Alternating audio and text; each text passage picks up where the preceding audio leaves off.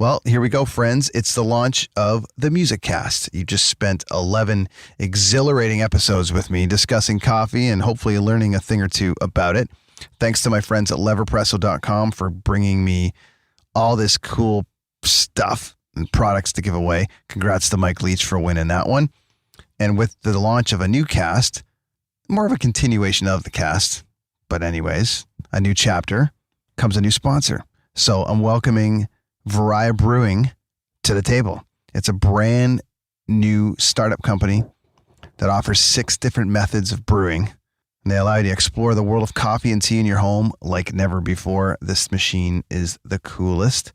It looks really rad. I can't wait to share it with you. It'll be available on my Instagram to check out as we go through. They've given me a couple to give away, and hopefully one of you lucky listeners will take one home at the end of the Music Cast. So stand by, keep liking, sharing, doing all the things you've been doing. I'm going to pick a random. Just tag me. Every single time you like it, you share it. Let's get those reviews up. I need you guys to start reviewing again. You know, I think you need some more caffeine, kind of get motivated and wake up a little bit, and let's get going. Welcoming Barry Kerch to the table from Shinedown this week to launch the Music Cast. He's the drummer. He's also got his own coffee brand. We're going to touch on that just a little bit. But for the most part, it's music talk, health and music, touring in 2019, and lots of other things. So welcome. Episode 12, the launch of the Music Cast, Episode 1 with Barry Kerch from Shinedown. Here we go. Let's rock today. Out on stage, I get to bring all of these people together for 3 hours.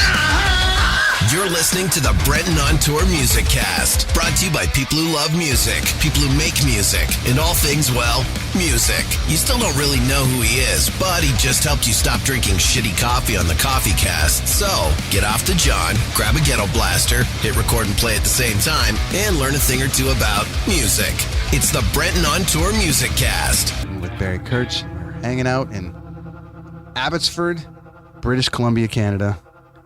My home. I actually made it home after 5.5 months of touring, doing remotes, and I was able to actually get down the street 20 minutes into a building that I used to work at.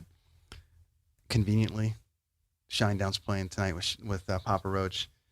Barry's got coffee brand. He's touring around the world, supporting a new record, and it perfectly worked out through our friend Hoogie. So that's right. Those are all true stories. They're all true stories, man. Welcome to Abbotsford. Thank you. Have you been to Abbotsford We have. We actually played here a little over a year ago. We kicked off this touring cycle for Attention in Canada for the first few shows. We played here, about a year and a half, maybe a little bit more ago.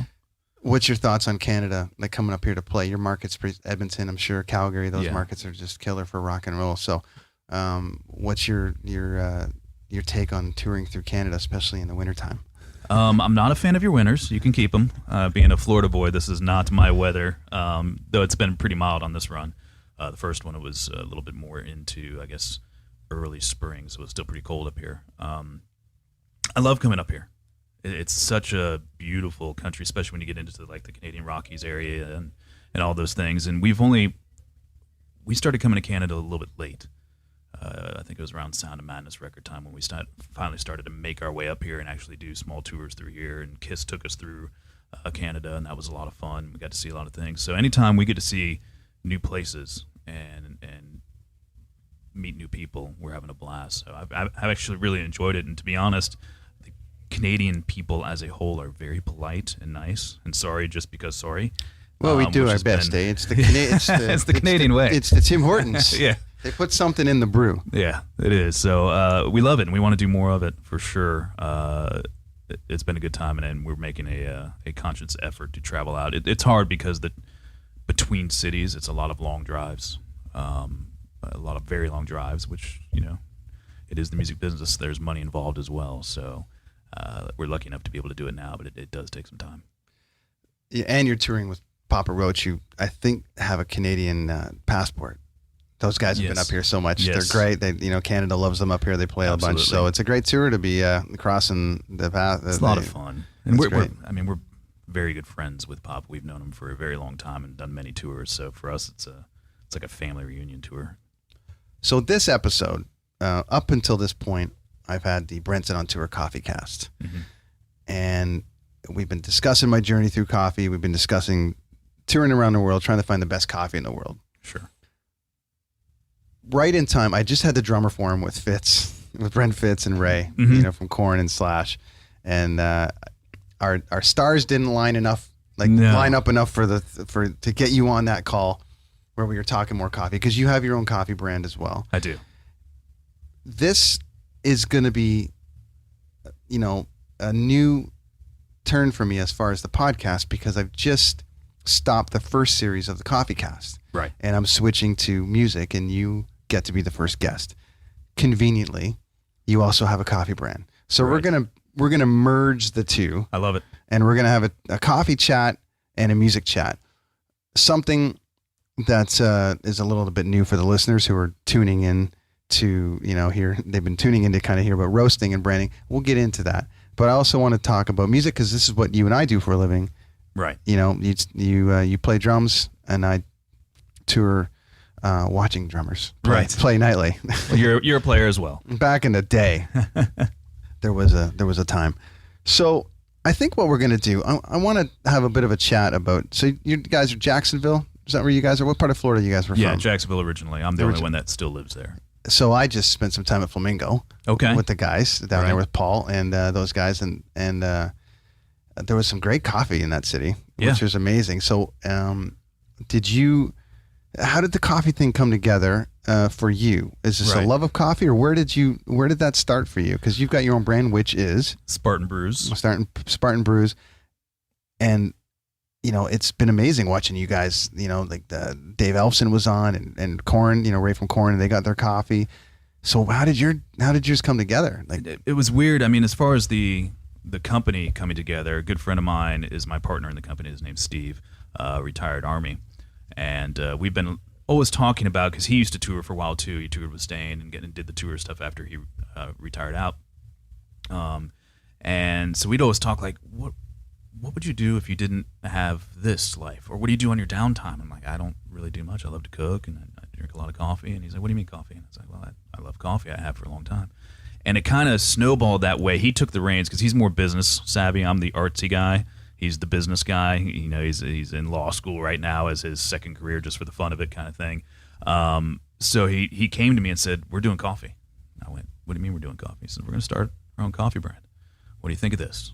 And he had the name Spartan Brews, and we do a lot of charitable work for veterans and especially like the Army, like Special Forces and things of that nature. So, that being aside, it's a way of giving back, and we're actually keeping it really small right now. We don't want it to be big because we're both busy in our actual lives. This is almost a side project for the fun of it, for the love of coffee and things of that nature. We plan to expand in the next 2-3 years, because he actually lives in the Northeast. He's gonna move down to Jacksonville where I live, and that's where we're gonna really kick it off and make a home base, and hopefully expand from then and do it a little bit more directly, I guess. So did you guys decide on doing brick and mortar, or did you guys go online, or what's the plan for the rollout of it? I mean, I know it's been up and running, but is there sort of this bigger idea, like you selling it at merch? Is there what's the plan there? There's a bigger picture, and it eventually hopefully will be brick and mortar. Right now it is just an online presence, because that's what we can keep up with. It pays for itself right now, and that's what we can keep up with, and that's what we're going to do. Eventually, once he moves down to Jacksonville, we hope to brick and mortar, and we have other ideas and expansions that we want to do that are maybe outside of coffee, but also coincide with maybe the food industry. And I don't want to own a restaurant, though I love cooking. That's not something I want to manage, because restaurants are a pain in the ass. But we have some ideas out there, and I really want to keep it.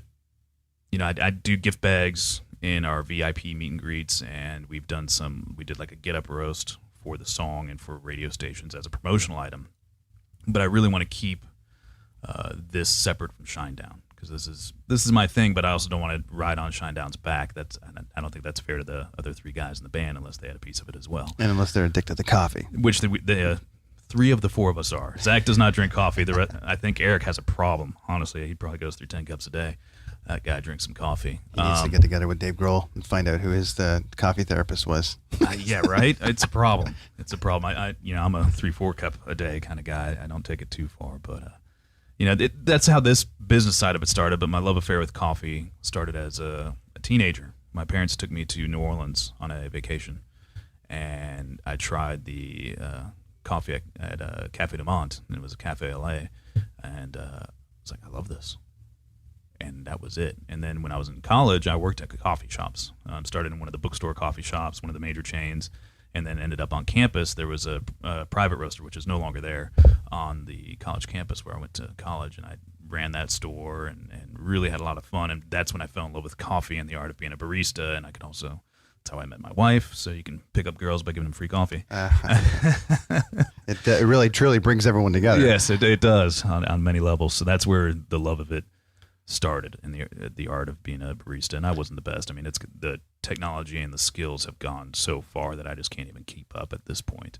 I just know that I enjoy coffee. That's the key. I think everyone just keeps coming back to that I speak to. I wrote an article called "Which Coffee Asshole Are You?" Right. And so I'll come back to There's that. a lot. And I'm going to make you pick one. But Okay. the idea was that, we all are in some capacity, but in a funny way, like more like, Sure. oh, I only like this or only like that. So we'll circle back to that. But the idea was that as long as you're drinking it. Exactly. And the funny part about the whole thing is working here in this building, I was, there was coffee heads all over the place. And I was like, nope. And it wasn't until I started touring again, because I took about a year off, and it wasn't until I started touring again and really diving into it that I was getting some amazing coffee all over the world. And Sure. then meeting guys like yourself that are like, wait a minute, you need to do it properly. Yeah. So, It's a big difference between that small can of instant that you have in the cup. Totally.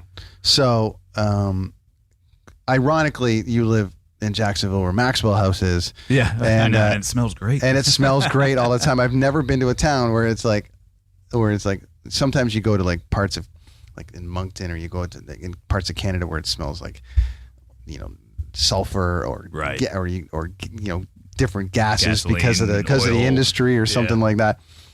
And Jacksonville's all coffee. It's like Literally, I grew up in Panama City, Florida, and we were known for our paper mill smell, which is the horrible smell. it's brutal. And I just went to the Jags game on I think it was like Thursday Night Football a couple of weeks ago, Nice. and it's right beside the stadium, like Yeah. Maxwell House, so it just keeps wafting in. Yeah, it's great. And it was like a monsoon that day, so you get this rain combo with the roasting smell of the coffee. That's the perfect smell. It was And a Florida rain has a specific smell. I don't know what it is, but there's a smell in a Florida afternoon, like super shower, that's different to me. and they're probably gonna. I imagine you guys could probably bottle it into a cologne. Yeah, right? For your locals. So. I'd wear it. So you're touring. Where are you in the tour on the album cycle right now? We're getting towards the tail end. This is the end of this leg with Papa Roach. We've got, I think, 3 shows left. Then we go home for a couple weeks, and then we head over to Europe with Alter Bridge. We do the Europe and the UK.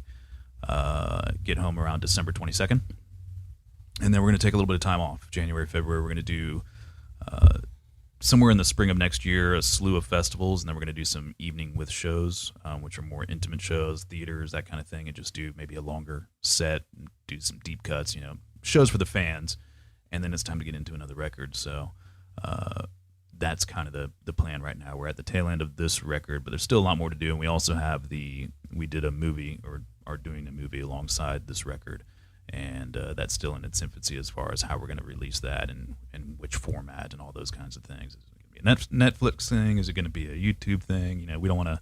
It's not going to be a regular YouTube thing because we put a lot of time and money into it, but it coincides with Attention being a concept record or a story record that we felt visually there had to be a full visual for it. And the videos you've already seen for the record are part of that movie, and you will see those repeating characters, and it'll all make sense once it's put together. Somewhat. I mean, it's very artsy. Are you guys comic book fans? Yes. So Yes. there it is. Yeah. Make them follow along, which is great because it's a loyal fan base. Yeah. I think Mark Tremonti just did that on his solo record. Did he? From Alter Okay, Bridge. cool. He did something that like a concept record where he wanted to make, I think, a book or something to go along with it. So I think it's very cool because bands are needing to be as creative as possible right now to move this content. And then I think when you get fans to buy into this way, where it's I think fans now are hammered with so much that they really have to be pick and choose where they're going with their tastes. And most people are just hammering one song on Apple or they're on Spotify. It's all Spotify playlist stuff. So it really keeps them engaged, which is we still like to make records. You know, we're not going to be a singles band. We're not a hip hop artist where every few weeks I throw a new single out there and there's no cohesiveness. We like to write records and capture that part of our life at that time. So I think doing things of this nature help keep the fans listening to the whole record. I think so. And you guys have been around long enough. I mean, you've got your base, which is great, and you can keep building on them. Thank you, all of you. With all this new stuff. Touring in 2019, mm-hmm. and I guess in essence 2018 for you guys probably is when it started. 2017 as far as this new cycle, but touring in the last 2-3 years, moving forward, this is different for you guys now. Yeah. Right. So I'll let the people at home Google the band. Mm-hmm. Feel free to enlighten them a little bit, but there has been a handful of struggles within the band, maybe a couple of handfuls, right? Yes. And you guys have had to battle through, mm-hmm. and that's not easy from a touring standpoint. It is not. We're away from families for a long time, and if you're adding everything else to it, I mean, it can break lesser people, and it's a struggle. And you guys are out doing it, and mm-hmm. you're touring, and it looks like you're stronger than ever. Yes. So, how is it touring now for you in this new environment of trying to, be clean, sober, mm-hmm. Mentally well, right. and plugging away, giving your fans the best every night, and being the best to yourself every night? Right. Yeah. All of those things. It's no secret that Shinedown's gone through some things, especially our singer who battled addictions still battles addiction, but is sober now. Our bass player, who it's no secret that he suffers from very severe depression issues, clinical depression issues. And then you have Zach and myself who have just sat back and watched it and tried to babysit the best we can, but not have the tools to help. What do you do to a person who is all or nothing like my singer? And when he's decided to do all the drugs, you can't stop him until he wants to. Thank God he finally, with our help, but he had to dig himself out of that hole. That's tough. And on tour, it's all free if you want it. No matter what you want, it can be out there, and that's scary for an addict, especially when it starts taking the best of them.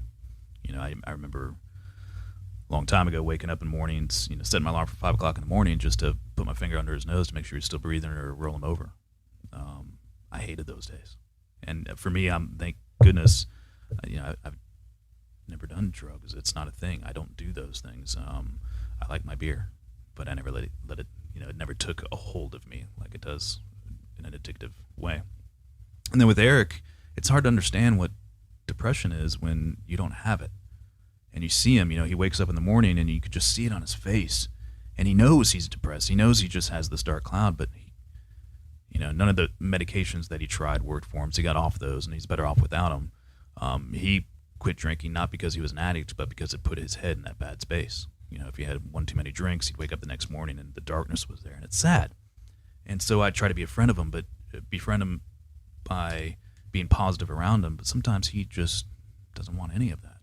And he goes into a dark hole, and you have to allow him to do that, but also let him know that you're there for him.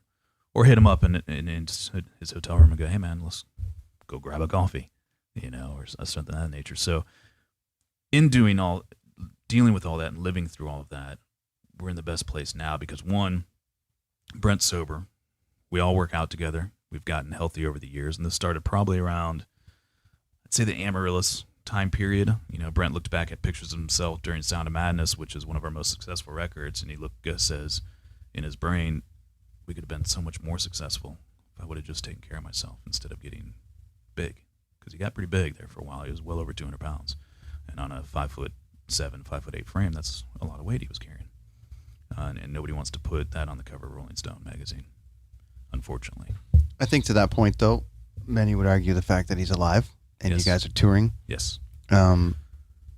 is as big as it could be.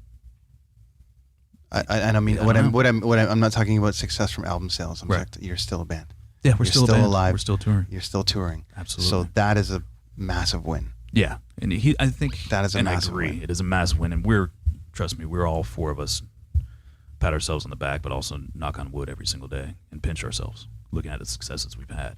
I think he just has regrets, and that's he put that upon himself. He's all or anything. And then getting healthy, working out, has changed our live show, has changed the passion for the live show for the better. Now I don't have a good show if I don't work out that day. Like, I need this. That's the new addiction. I need to work out, do something, even if it's active for 20, 30 minutes. If I can find the time to do something out here on the road, and all of us do it. We do it together sometimes we do it separately, but all of us work out to make that show the best we can. And then you get up there, that energy is so much more. And I think the fans can see it too. They actually see the four of us enjoying each other and having a good time, and we really are. It's not put on. It's not fake. Are you training each other, or are you actually traveling with a trainer on tour? We train each other. We each have gone when we're like at home, at our respective homes that have trainers or go-to trainers and do different things. And then we bring all that stuff out. And then we have, we can call them and go, hey, give me something for today because I just can't think straight. Just give me something. And there's plenty of apps and things out there. A lot of the Beachbody stuff, the Insanities and things like that. I have that Beachbody on demand, so I can go to the app and go, well, I'm going to do this today and just knock it out. And then with this record, look, it's a story of the four of us and what we deal with. And, a song like Get Up, that was written about Eric, and about his depression. So I think by us really just being honest with ourselves and then through the songs to the audience and telling them the true stories has made us even happier, because it took that weight off our shoulders and said, this is who we are. And the more we freely talk about it, especially for somebody like Eric, the more he freely talks about it, the better he feels. And now he's reaching out to try to help others. That's a great platform. I mean, that's it. Having that ability to meet people in every town that are your followers, and everyone's struggling with something. Everyone. You know what I mean? Everyone's got something, whether they, we can be the most positive people on the planet, but hey, there's something there. Bad days happen. So you've got, a guy in a great, successful band. Yeah, it's got everything you could possibly want or need, and you would think that makes you happy. Not with what he has. Some days he's just not happy. Right. And he gets mad at himself because he's like, why do I feel this way? Right. And it's because that's the way his brain works. The one thing that's happened, I've noticed in the last, the touring cycle for me over the last couple of years, I'm noticing a huge emphasis on health. Yes. And there's a great app on Insta called Fit on Tour, and it's for people like us that are just touring, saying, hey, we're going to upload our workouts today. Right. And I had a great day with them in Chicago, where it was like the guys, the crew guy, like kind of us crew guys, like, I'm on the Live Nation side or I'm on the touring side, but we had like Korn's security guy, and we had a couple of guys on the tour just join, and they give us their Instagram page for the day, and we took it over. Fun. And we're showing off what we were doing to try to stay fit on tour. Right. And I noticed, like, from complete strangers, people were like, hey, we work out on tour. Like, what do you got? And then it started this chat of musicians and crew guys and you name it. Like, everyone, it's sort of almost like, sometimes on tour, it's a family. We're all out on tour together in some capacity, or everyone, especially bands and crew, but there still can be a little bit of separation. Mm-hmm. In this particular case, coffee and working out brings everybody together. And the 100%. Working out side of it, I'm noticing a real emphasis now on bands really trying to take care of themselves on tour, but also helping each other out, sharing workouts. We had like Under Oath on that tour, and they were working out every day, and then the Korn guys would jump in on it, and then it was great. Like, everyone was just supporting each other doing it. And are you finding that when you guys do that, you're working out, people are kind of poking around going, what are you guys doing? Can we join you?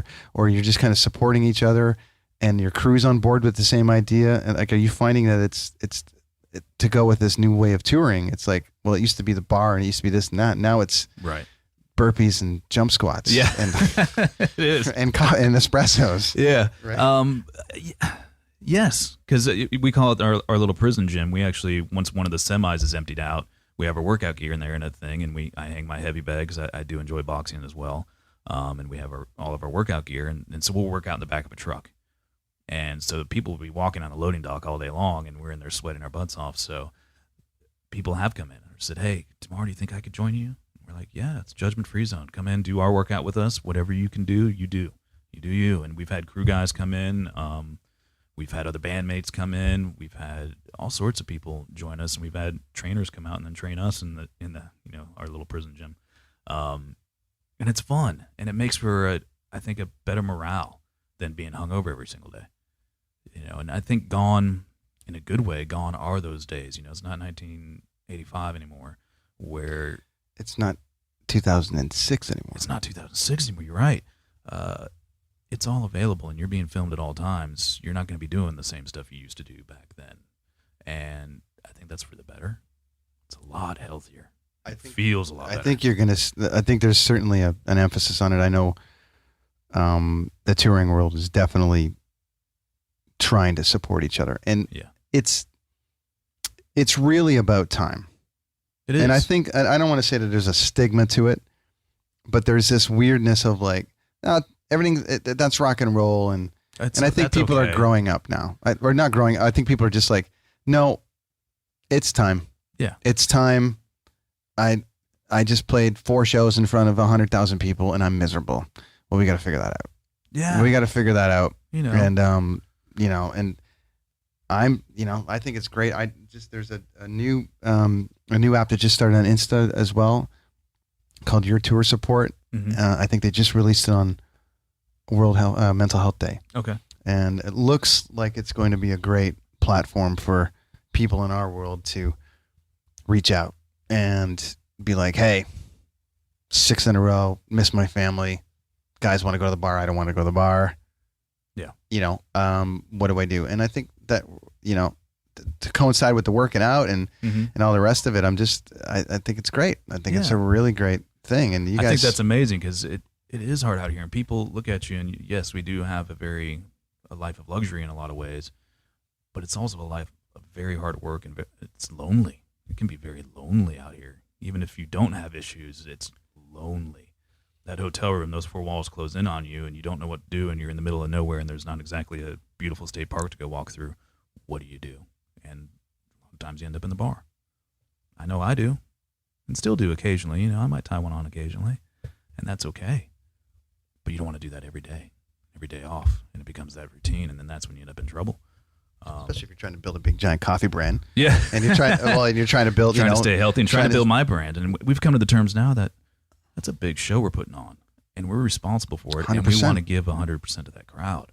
And you can't do that when you're fighting off the cocktailian flu from the night before, if you know what I'm saying. Well, you've learned from that scenario. Yeah. That, and I think, are you finding that this is a pretty common occurrence amongst all the guys you're touring with now? Yes. Like all the bands, it's sort of like, hey, remember what it was like in 2008? Yes. Wow, this is way different now. We've had those stories with Papa Roach because back in 2008 we toured. Back in the day we toured, and we had a lot of fun. I won't say we didn't have fun. We had a blast, but it was not good in the long run. Now we look at each other and go, "Man, that was a good time. Not doing that again." You want to go work out? It's that kind of thing. What's a day in the life? I know you got to get on stage, so we'll wrap up soon. But a day in the life right now of you guys, the band. You got the meet and greets. You got walk the listeners through the Rockstar Day. Sure. You've got tour managers, production managers. You got people pulling you in 100 directions. Right. What's your day like right now? I think like a stereotypical day. Wake up for me, I like to be up around 10, 11 in the morning. And you got to think that sounds late to some people, but we don't go to bed till very late after a show. So if I can get my 6 to 8 hours of sleep, I'm happy. I'm definitely one of those people that can't survive off 4 hours of sleep. I just don't work that way.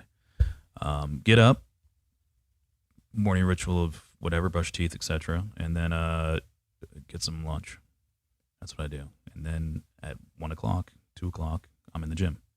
I do my workout, or if sometimes luckily when we play like hockey arenas and stuff, they let us use their stuff if they're not on season and things of that nature. So get my workout in, and then after that, it's meet and greet time. So then you go do your meet and greet, and we don't do normal meet and greets. Shinedown doesn't. A lot of times it's the paid meet and greet is okay. You get a picture with a band, get out, We don't do that. We cap it at 50 people, but we go around to each and every single person, each one of us, shake their hand, give them a hug, whatever, and talk to them. Ask them how their day is. We become therapists sometimes, and it's difficult because there's a lot of stories put on you, but people pay a lot of money, spend a lot of time to come to these meet and greets, the Shinedown VIP meet and greets. We're going to give them our time. So that might take an hour and a half, might take 2 hours. So we do that, then we take pictures with everyone, and then we do our radio meet and greets. Now those are a picture line. We do the picture line, but we still shake everybody's hand, say hi, and then we talk to the radio station, then we do whatever interviews we have after that. So then, where are we? 6 o'clock-ish, 5:30, 6 o'clock-ish. It's time to start thinking about the show. Go get dinner, call the wife. Then it's time to warm up, do your show. We right now are doing a 90-minute show. You get done with the show around 11. Get off stage, probably eat a little bit of food because you wore out from the show. I'll have a couple beers, and then you come down. Next thing you know, it's 2, 3 o'clock in the morning. Repeat, rinse, repeat. Get on the bus, sleep in a bunk, show up in the next venue.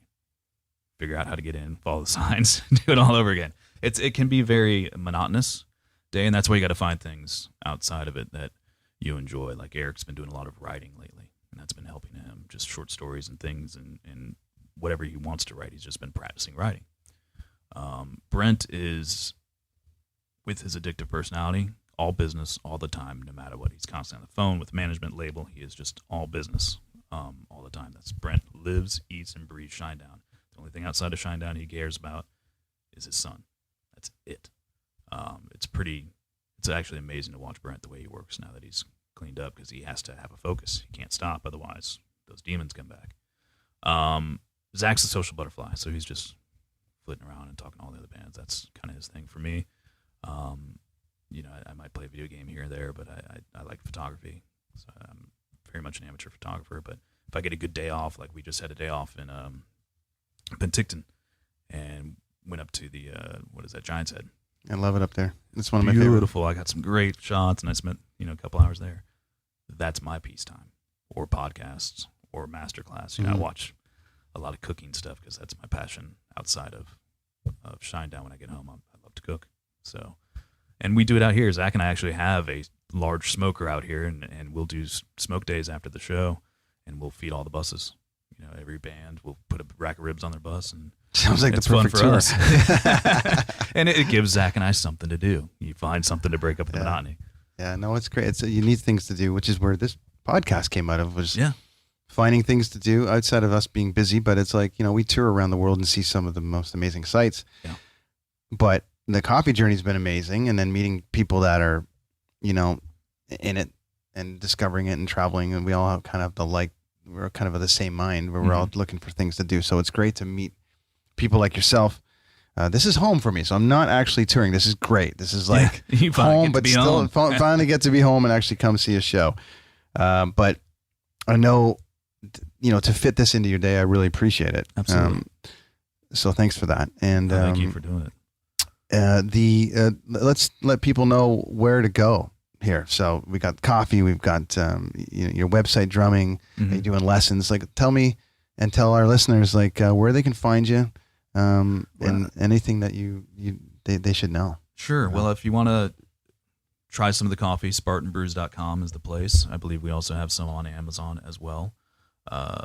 When it comes to me personally, I'm all over the Instagram and Twitter. I have a Facebook. You'll see it get updated. I don't use it. I don't check it. I don't look at it.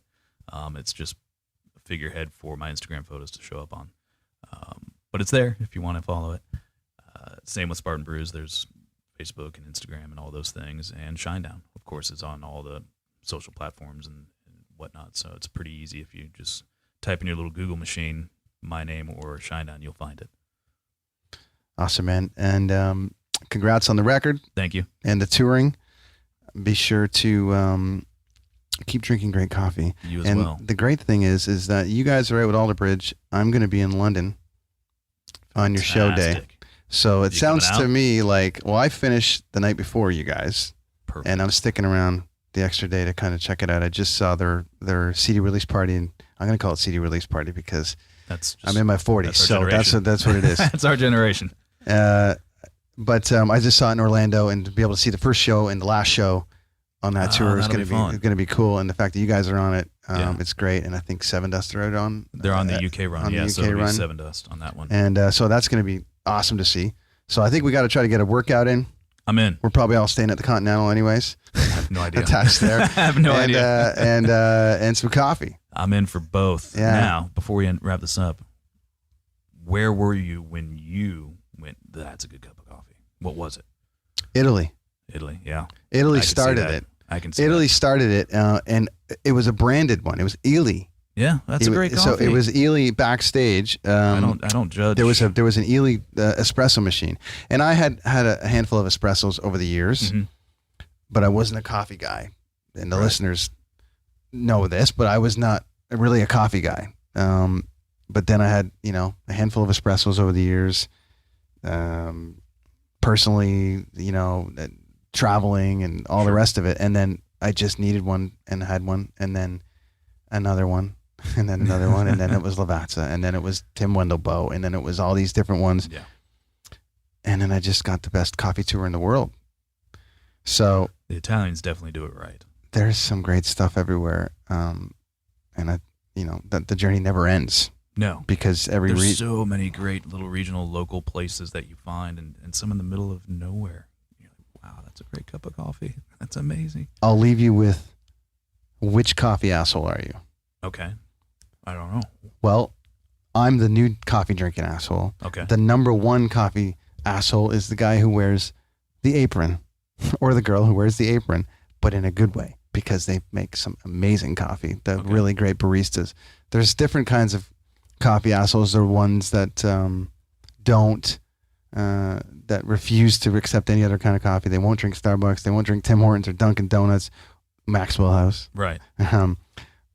Or there's the ones that, are so in on roasting that they will only visit a certain region. They'll scope it out in every town and go, I'm only going to that place because they serve it from here, and that's it. So do you fall into a category of coffee asshole? Like when you're making your brand right now and you're making your coffee, you're like, it has to be like this because it's the only coffee I'll drink. No. Or do you go looking for the special cortado? Do you go looking for, what's your specialty coffee drink, and which kind of coffee asshole would you consider yourself?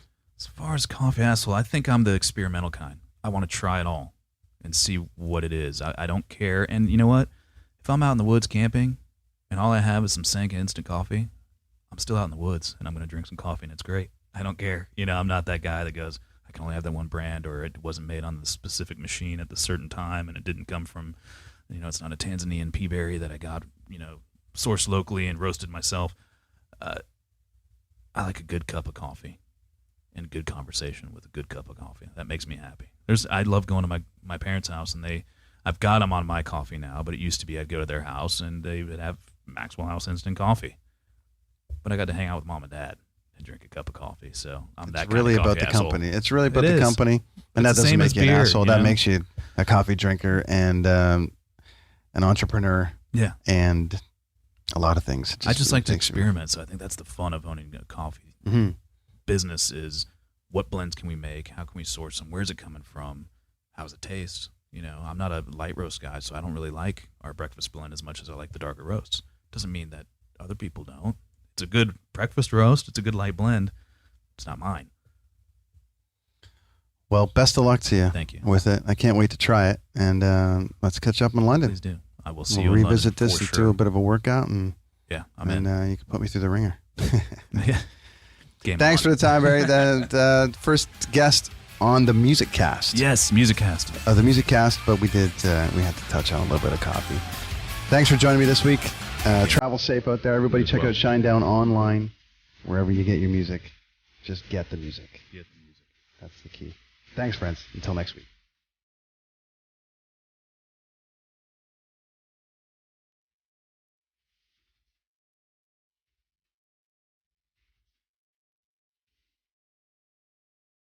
If you want more music talk, check out me, Todd Hancock, and the Toddcast podcast.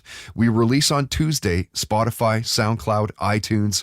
Yesterday's podcast, November 5th. You can hear a Blundell Podcast Network exclusive. Alter Bridge guitarist Mark Tremonti is a guest. He's famously known for loving Metallica. Check out what he said was his favorite track from Master of Puppets. For me, it's Orion. That's the one that brings me back to my childhood the most. I was always a huge fan of Metallica instrumentals, and I was really bummed on the Black Album that there wasn't one on there. Again, Mark Tremonti of Alter Bridge. His band just released their new record called Walk the Sky, and you can pick that up wherever you buy music. The Brenton on Tour Music Cast is brought to you by the Toddcast Podcast. Find us on Facebook, Twitter, Instagram, oddly enough, at Toddcast Podcast. And you can get all podcasts, full interviews, and more at toddhancock.ca. We'll see you there.